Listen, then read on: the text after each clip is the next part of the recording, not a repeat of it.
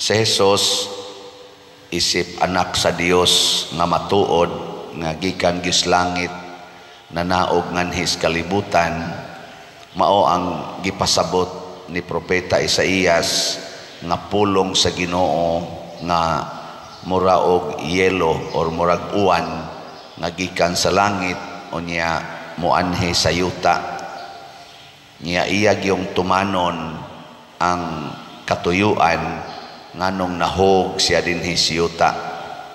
Diba ang kanang uwan og mahog sa yuta unsa may unang mahitabo, mabasa gyud ang uga niya kon sige yung uwan niya basa na kaayo unsa may sunod mahitabo, mulandslide ang yuta nga basa na kaayo niya inig landslide sige pagyapog uwan unsa may sunod mahitabo, mulunop hangtod mamatay na hinuon ang mga kinabuhi. Nganong inig uwan na may daotang mahitabo nga unta ang uwan mao may mopahatag og kinabuhi, mao may mohatag og kahimsog sa mga tanom, katambok sa yuta. Nganong mga matay naman hinuon tungod kay dili andam, dunay mga porsyon sa kalibutan nga dili andam mudawat sa uwan, mo na nga mulandslide o kaha ang drainage dili andam mulunop na. So kinisang pag-ampo nga gitudlo ni Kristo mausad ni siya ang sukdanan kung andam batang mudawat niya o dili. Sige ko na biling nga imong tupad ina gidawat nimo si Kristo. Sige, guwagan ni ka mudawat ha, mulandslide yun ka. Oh, kana lang pag-ingong Kristo amahan namo, ang sugod sa iyang gitudlo ba amahan namo, unsa may pasabot ana gitudloan ta ni Kristo sa paghunahuna nga ang tanang tao sa kalibutan atong igsuon. Nangigsuon bakas imong silingan o nagkig-iyahay? Kana nangigsuon baka anang kabit sa imong banas una o nakig-away? Sige, di ba? Mulandslide ta usahay ba masuko ta usahay. Ngano kung taong tudluan ko nimong mangigsuon anang animal dako ana, pero mo man gitudlo ni Kristo man sabi ngon amahan nako or amahan namong taga San Vicente, amahan namong taga among mga Pilipino, amahan namong taga Israel, amahan namo nga taga Russia, wa man amahan namo tanan gyud sa sinugdanan pa lang sa pulong nga iyang gilitok nakita na nato unsay tinuod nga pag-ampo. Ang tinuod ang pag-ampo muabli sa atong hunahuna o kasing-kasing nga mahimot ang universal. Mao bitaw ang atong simbahan gitawag og Catholic Church. Kay kanang word nga Catholic universal. Apil ang tanan. Mao na inig ampo nato, apil gyung tanan, Katoliko, dili Katoliko, wa mo tuog Ginoo, mituog Ginoo nga tao, apil silang tanan. Kada nato mention og amahan namo. Pero pila raman kabuok kasing-kasing karon sa tao, labi na natong mga Katoliko nagasigig ampo anang amahan namo nga tinuod gyung naghuna-huna nga kita anak sa Dios ug managsuon. Itaas ang kamot, kinsa ninyo ang nibati nga igsuon tang tanan? Tas kamot. Nyag baligya ag slat di mo palit. Unsa may isulti dayon, uy para ni ako. Unsa man ang klasihas igsuon kanang dili gyud makigambit sa iyang igsuon, kanang makig-iyahay ba? Unsa man ang klasihas igsuon, isipan. Nya tinuod na siyang igsuon, dili. Namang ganiro mga igsuon nga nagkinihaay tungod anang utang kay mag-inutangay man. Ako sukad sa una nga 5 raman mi ka managsuon, magsahog og taon mi anang magkiampi, magsaw mi anang mga ginamos kanang tinabal nga lawlaw katubang unsa na nga tuloy ba na o kana bang isugba ni mos kayo nga kuto-kuto og maayo ba. Oh, magsaw mi ana kami bang managsuon samtang nagtubo mi magsaw mi ana. Muna karon pagkadagko na namo nanay uban anay mga trabaho, ako sad nakatrabaho na sad ko. Ako yung gitudluan sila nga di kita mag-inutangay, maghinatagay kita, way paninglanay. Hangtod karon ako ginang gi-practice niya na amang gipipila nga mo action og kana bang murag makig-iyahay ba. Meeting dayon, meeting nganong mao man imong gibuhat, mura naman kagwa makighiusa. Hasta sa dakong mga iyaan, basta moduol nako, ako yung ingnon ay namo paningil ang inyong gipanghatag sa atong mga kaliwat kay kuan gud ta nagsuon ra gud ta saom kita tinabal sa una karon na hinuong na natay mapalit nga pila ka kilong baboy dili na lang di ta maka-share ana karon di ay nga mo income na kag 1,000 o kaha milyon baka dili na lang gyud hinuon ka kahatag anas imong isigataw imo na gyud hinuong ipautang. Ang naminaw nako malipayon, ang wa maminaw karon nagkinusmuray ang naong. Bisag kamo unsa may hangyo nako ninyo og akong gitudlo sige ang gitudlo ni Kristo kung kamo magpahulam ayaw na mo paningil og bayad. Tanawa ang naningil, tanawa unsa nahitabo kusmod og naong. Bisag mo simba pa kusmod gyapon nagnaong. Mo nay una ha atong buhaton. Ikaduha nga punto ni Kristo nga gitudlo nato nga usahay di taganahan ang iyang giingon kay ang atong amahan di man mausab, di man sad mag-usab-usab og permanente magyud siya nga naa ug way sukod ang iyang grasya. Ang gusto ni Kristo nga moingon ra gyud ta ang kalan-o namo karong adlawa, ihatag namo karong adlawa. No. Kinsa ninyo dinhi ang dili mabalaka para sa sunod semana ta sa kamot. Amayo, congratulations na iduha. Ang uban sus barbalaka gyud magsigig yung tigom kay susunod tuy, susunod semana, sunod buwan ang akong maintenance, ang akong mga palitonon. Daghan kay tagikwenta nga tuwa pa ba o maabot pa ang atong gikwenta o maabot 40 na nun natong presyura. Mo nang stress na karon ang mga tao kay di man maghuna-huna sa kalanon karong adlawa, ang gihuna-huna ang kalanon sa usa ka tuig. Ang gikinahanglan sa usa ka tuig. Dili gusto ang Ginoo anak mga igsoon kay aron unta maka-appreciate ta sa matag adlaw. Nya moingon dayon ta, unya pa dir gitudluan man sa tas Ginoo sa pagplano. Di ba ningon man Ginoo pagplano gyud maayo kung magtukod kag tori bana-banaa kung makagasto baka. Nya nganong kada adlaw man nga naman kay gastuhanan para natong kumbinto. Og di na to planohon unsa man niya to igasto. Di ba? Nya unsa mo na nisukwahi si Kristo iyang gitudlo sa pagampo. Ha?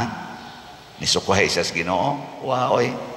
Ingon siya pagplano bisan pag 50 ka tuig planoha pero ayaw kabalaka para sa ugma. Madayon man ang imong plano sa dili ayaw na kabalaka. Ang karon ra gyung adlawa maoy i-concentrate. Panata atong kumbinto maligya kog slot karong adlawa. O unsay mo abot, mao sa na atong gamiton. Ug way mo abot, magpapatay ko sa kontraktor. Og mao gid ay bukti ila kong ilansa nga ng kumbinto sa diara ang naghimog kumbinto wa kabayad ato ning bitayon. Di ba? Di matuman ang imong pagbuot dinhi sa yuta maingon sa langit. Maingon ra man sa Ginoo, ikay nag-ingon ako magtukod og kumbinto nya di nimo papalitog slot ang naminaw. Di ba? Pila ra man ang 500 para sa SBF dag. Pila ra man kinang 200 para sa atong DCHS. Di ba? bugat na lang yung kay na. Pero kay wa man na nimo tanduga, pasabot. Ako ino ng Holy Spirit. Wa man na nimo tanduga, pasabot. Unsa man? Imo gyud kong paantuson. Di ako ning antuson. Ana ra ba? Ginoo, akong paeskwelahon akong anak. Tagay ko grasya matag adlaw. Oy karon kay nasunog man inyong balay. Nataktak pag yung trabaho imong bana. Unsa may mensahis Ginoo nimo anak karong adlaw? Maka-eskwela pa imong anak, dili na. Ayaw pag imong dili na. Unsa man kadong makaabot pa kag eskwelahan, kaabot pa ma. Sige, lakaw lang adto kay wa na tay pamliti. Oh, karong adlaw ikaugma ingon imong anak nga kapoy na, lakaw pag yun, wa pagikaon. Ingka pahuway lang usa karong adlaw. O ana, ikasunod si mana imong anak patay na. Nya mo eskwela pa din ang patay. Ha? Dili na. Nya nganong mabalakam ka na pagbuot sa Ginoo. Pero maghuna-huna sa ka. Unsa man Lord ang imong isugo nako karong adlaw aron makit-an nako ang pagkaon karong adlaw. Nabitay nang utanan nako pader, diin man gyud ka gasugod anang imong slat-slat nga nahimo na madyud kang slatter karon. Nakuha gyud ko maghunahuna na. Ang ako ra jung gihunahuna nga ang Ginoo suguon ko niya unsay buhaton nako aning simbahan nga iyang gipiyal nako karong adlaw, karong panahona. Nya mo man toy nabukas akong baba nga islat-slat ni nato di ako na lang sa tong giubanan. Hangtod karon sikat na kayong slat, bisag asa ko magmisa, bisag asang lugaras Pilipinas, naagi na imudol nako, pader, palit kong slat. Ako, oh, kanindot ani. Itunol ba? Itunol nako. Igdaing lakaw pader, di na lang ko moadtos Palawan pader. Ako na ning itunol nimo, slat na. Nako unsa man ning slat ay nga siya. Ay ikalay mag-igo ana pader, bahin-bahina lang na. Ana ba? Di ang akong naong mura nagyog slat. Anya, mag-uol day ko na. Nga dili na Padersiano ang ilang tawag nako, Father Slatter na. Mag-uol day ko, dili oy. Kung mao nay gustos Ginoo karon nga pari pa ko dinhi San Vicente Parish, ako nang dawaton. Total mobiya ra man gyud ko dinhi. Inigbiya na nako din amang ko mamaligyag slat. Maghilom naman lang ko, adto naman lang ko suok. Kinsa pa may muadto nako, wala na. Magsige na sila search sa social media. Asa naman Padersiano? Was sila kay bao na paralyzed na di ay agas na di ang laway dire. Ana, ang sa inyo ng picturean nga naglunang sa akong hugaw o niya i-post ninyo. Mauni ang slatter, mauni ang viral priest karon di na mulihok ang pikas lawas. Ana, di nakasulti. Di. Mao sa nay pagbuot sa Ginoo ang adlaw. Yang anong mabalakam tana. Di ba? O na ang gustos Ginoo mawa ning atong mga kabalaka aron di sa tamahimong daw. Kanya kanunay gitang musalig sa Ginoo kada adlaw. Kay kung magtigom na kag thousands, magtigom na kag millions para sa provision nimo for next years and next 50 years, di nakamusalig sa Ginoo. Adto nakamusalig sa imong tinigom. Unya malimot na ka nga kanang imong gitigom ang gusto des Ginoo ipaambit ngadtos uban.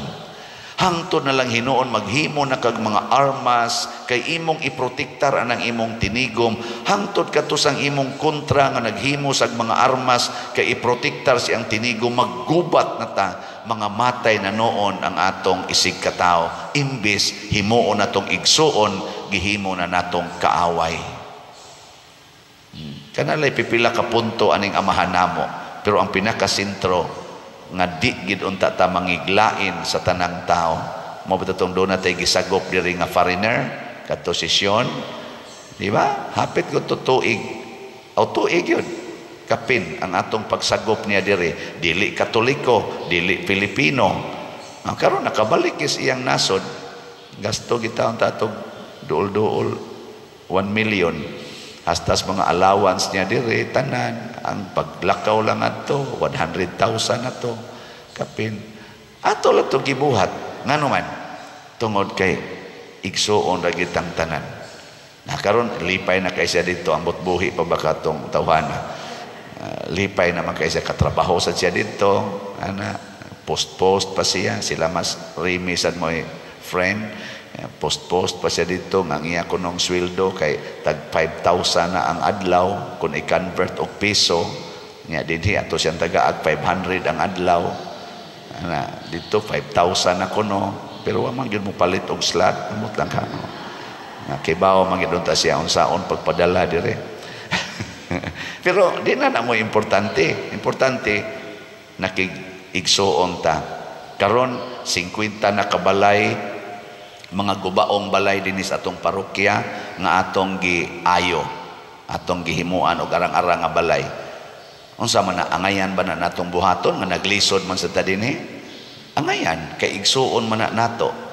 Bisag naglisod ta makahigda man tagtarong kanain taon sila lisod kayo. Karon malipayo na silang higda-higda ang 50 ka pamilya. Di ba? Nasa mga bot dinhi kay mag mission appeal. Nga porti man atong daghanang project, gapunga-punga naman kita, galisod naman kita bayad ani atong project, na pagimanood nga mga parokya nga mangayo nato dinhi og share. Ato lagya pong dawaton kay nga naman igsuon man ta, maginambitay ta kung say na ay grasya karong adlaw.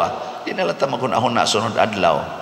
Mato sila si Father Ray Cue atong Domingo, ang ilang nada nga atong donation dinhi sa atong mga kolekta niabot og 189,000. Di ba? Salamat kay Ginoo. Nakatabang ta. Nyag napay gusto ninyong mutabang atong Father Ray Cue kay iatok man to mga 376 man ting ito 300 pila to basta 300 kapin ang 1,000 ang budget nya 189 ra may atong na hatag. Basin pag napay gusto mo hatag karong simanaha ato sa ning gialot nila kung naay manood nga mga donations ato na ito gahapon diha naman to iniingon 1,000 ni Father para ni Father Ray, ato nang tigom-tigomon nya kung unsay matigom nato karong Domingo or Lunes ba next week ato nang ihato dito atong ipada aron puno-puno sa ilang bayron ng pagpaayos ato tungod kay managsuon ta. Sige naglisod ta pero basin og naapay mas lisod nato mupaambita ana og batasano ni natong tanan magpuyo ta sigon sa kadang gisulti ni Kristo nga pagampo.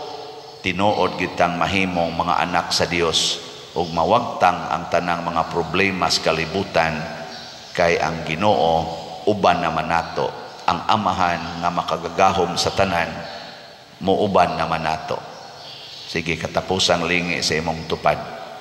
Ing nasugod karon ako na kang igsoon. Nasugod karon ako na kang igsoon. Nindota no? Manindog na ta mga igsoon.